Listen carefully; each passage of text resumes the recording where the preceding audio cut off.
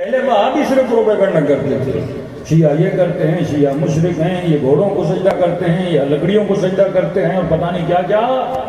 اب دو ٹولے ہیں، مطلب ایک طرف سے وہ بھی خلاف بول رہا ہے، پھر دوسری طرف سے ہمارے اندر کچھ گندے انڈے ہیں وہ بھی خلاف بول رہے ہیں۔ اب بندہ کس کس لحاظ پہ لڑے؟ غیر کو تو کچھ بول بھی دے، اپنے کو کیا بولے؟ لیکن یہ پیشن گوئی تو مولا علی نے کر دی نا، جب اپنے ہاتھوں کی انگلیاں ملائیں کہ اس قدر اپنے اندر اختلافات پیدا ہو جائیں گے، بچے گا وہی جو کیس ہے، بچے گا وہی جو اپنے زمانے کا مختار ہے، جو فتنوں کو سمجھ سکے۔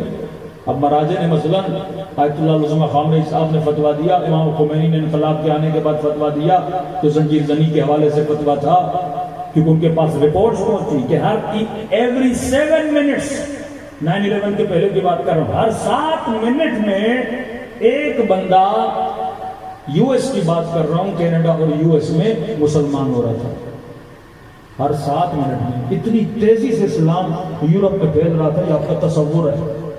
ذاکر نائک کا جو ٹیچر تھا احمد دیدت، اس نے سینکڑوں لوگوں کو، کرسچنز کو مسلمان بنایا۔ اب ہو کیا رہا تھا؟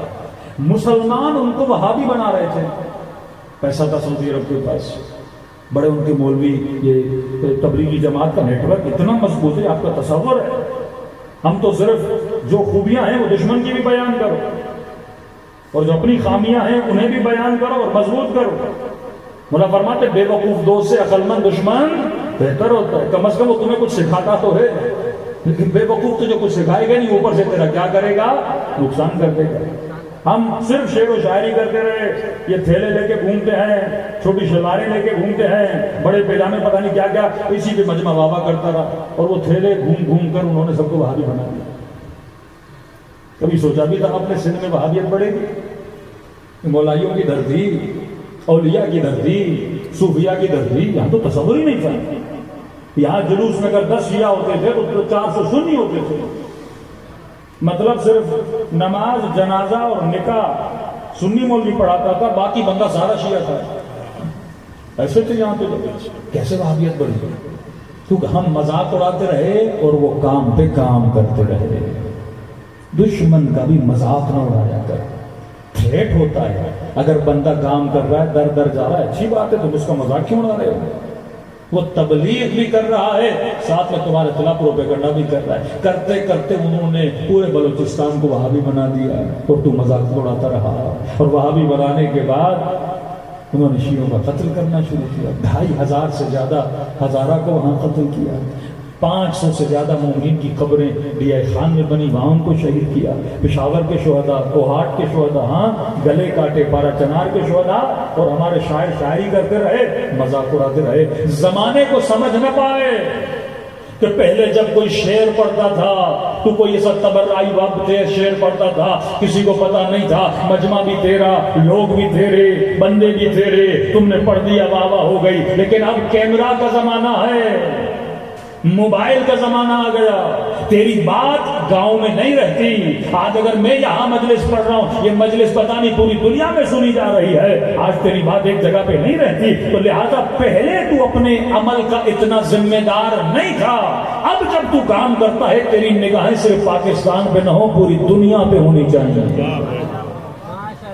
اب تیرا کردار دنیا میں دیکھا جا رہا ہے، اب تیری رفتار دنیا میں دیکھی جا رہی ہے۔ تو جب خط آئے امام خمینی کے پاس کہ قبلہ یہ بڑی محنت کر کے لوگوں کو مسلمان بناتے ہیں، اور کہا الحمدللہ جب یہ مسلمان بن جاتے ہیں، کہا ہمیں اتنی محنت نہیں کرنی پڑتی ان کو شیعہ بنانے کی، ہم ان کو ایک کتاب دیتے ہیں تیجانی سماوی کی۔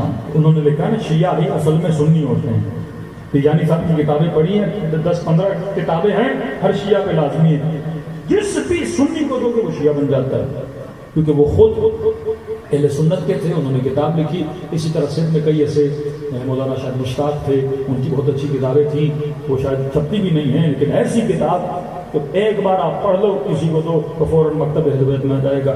کہا کہ یہ کروڑوں خرچ کر کے، ڈالر خرچ کرتے ہیں، لوگوں کو مسیحیت سے کیا بناتے ہیں؟ مسلمان بناتے ہیں۔ اب ایک مسیحی کو انہوں نے مسلمان بنایا۔ اب جو بندہ اپنا دین چھوڑے، مطلب اس میں تعصب نہیں ہے، اگر تعصب ہو تو بندہ کبھی اپنا دین نہیں چھوڑتا. حق پتہ بھی چل جائے نا کہ مثلا شیعت کے ساتھ حق گا نہیں کہ وہ متعصب ہوتا شیطان کی طرح. اب جس نے مسیحیت چھوڑی اور مسلمان بنا اس میں تعصب تو ویسا ہی نہیں ہے. اب یہ خود اپنی کہانی لکھتا ہے کہ میں جیسے مسلمان بنا تو میرے مفتی نے کہا دیکھو تم مسلمان تو بن گئے ہو لیکن خیال کرنا ہمارے مسلمانوں میں بڑے فرقے ہیں, ہم حق والے ہیں, سارے باطل فرقے ہیں. اچھا کون کون سے فرقے ہیں کہ یہ فرقہ یہ فرقہ یہ فرقہ, لیکن دیکھو یہ سارے خطرناک ہیں, اتنے خطرناک نہیں ہیں. ایک فرقہ بڑا خطرناک ہے جو ہے تو کافر لیکن خود کو مسلمان بولتا ہے. کہ کون؟ کہ وہ شیعہ ہے. اچھا کرنا کیا ہے؟ تو یہ کہیں بھی ملے نا 4 فٹ فاصلے کے ساتھ بیٹھے ہیں, ان کے ساتھ قریب نہیں جانا. اور یہ ساتھ میں تھوڑے بہت جادوگر بھی ہوتے ہیں, جو بھی ان کے ساتھ ملتا ہے نا وہ ان کا ہو جاتا ہے. تو ہم تمہیں پہلے سے بتا رہے ہیں ان کے قریب نہیں جانا. کہ اس نے جتنا مجھے منع کیا نا اتنا میرے اندر تجسس پیدا ہوا. تو دیکھو تو صحیح ہے شیعہ کیسی مخلوق ہے. یعنی یہ میں آپ کو ایک سچی بات بتا رہا ہوں. ہم ڈی آئی خان گئے تو وہ کہتے مولانا جب وزیرستان میں آپریشن شروع ہوا یہ طالبان کے خلاف تو یہ سارے بیچارے لوگ جو ہیں مائگریٹ ہو گئے. کچھ ڈی آئی خان میں آئے, کچھ مختلف جگہوں پہ ان کو گھر دیے گئے, کیمپس لگائے گئے. تو کہتے ڈی آئی خان محرم کا جلوس نکلا. اب یہ وہ لوگ ہیں جنہوں نے زندگی میں شیعہ نہیں دیکھے. پہاڑی لوگ وزیرستان میں ٹی وی اتنا نہیں ہوتا نہیں. اب ان کو اتنا بتایا گیا کہ شیعہ ایسے شیعہ ویسے. کہتے جب ان کو پتا چلا نا جلوس نکلا تو انہوں نے کہا یہ کون ہے؟ سب نے کہا یہ شیعہ ہے. اب ان کے سامنے شیعہ کسی جن سے کم نہیں تھا. تو کہہ رہے وہ آنکھیں پھاڑ پھاڑ کے ہم شیعوں کو دیکھ رہے تھے. تو ان شیعوں میں سے ایک بندہ اس گلی میں کھڑا تھا جب یہ دیکھ رہے تھے. کہتے ہیں غور سے کیوں دیکھ رہے ہیں ان کو؟ کہا یہ تو ہم جیسے دکھتے ہیں. تو کیا مطلب ہم جیسے دکھتے ہیں؟ انسان جیسا ہی دکھتا ہے. کہا نہیں, ہمارے مفتی نے بولا ان کے بڑے بڑے کان ہوتے ہیں. انہوں نے صحابیوں کو برا کہا, اللہ نے عذاب دے کے کان بڑے کر دیے. اور یہ بھی بولا جب رات کو سوتے ہیں ان کو نیند نہیں آتی ایک کان اپنے اوپر ڈال کے سوتے ہیں. کہ ان کے تو کان بھی ہم جیسے ہیں. اب اس قدر لوگوں کو بے وقوف بنایا گیا کہ پتہ نہیں کان بڑے ہوتے ہیں, ان کی شکلیں مسکوتی ہیں. اور آج تک ان کے جاہل بولے شیعوں میں حافظ نہیں ہوتا. انہوں نے پتہ نہیں خلفاء کو برا بلا بولا ہے, اللہ نے عذاب نازل کیا ہے, یہ تو قرآن ہی نہیں پڑھ سکتے. ایک بھی شیعہ حافظ دکھا اور ایسا منہ پہ تماچا مارا ایران نے ان کے کہ ایسا 4 سال کا حافظ بنایا کہ آج تک یہ کوشش کرنے کے باوجود بھی 4 سال والا پیدا نہیں کر سکتا.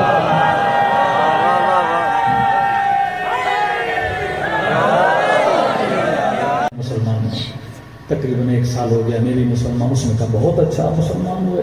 کب مسلمان ہوگا؟ میں نے اپنا سارا قصہ بتایا. کہ اچھا کون سا مسلمان ہے؟ اس نے کہا شیعہ. یہ بندہ کہتا ہے میں تو خوش ہوا. میں نے کہا میں تو اس کی تلاش میں. یہ ہیں کون؟ پتا تو چلے, تجسس تھا. تو میں نے کہا کہ آپ شیعہ ہیں؟ کہاں. کہا آپ قرآن کو مانتے ہیں؟ الحمدللہ. مسلمان اور قرآن کو نہ مانے. آپ کے پاس آپ کا قرآن ہے؟ کہاں قرآن ہے. اتفاق سے ان کی جیب میں قرآن چھوٹا سا پڑا ہوتا ہے. یہ لوگ کہ وہ قرآن ادھر دیکھیے ادھر دیکھیے ادھر دیکھیے. کہ کیا کر رہے ہیں؟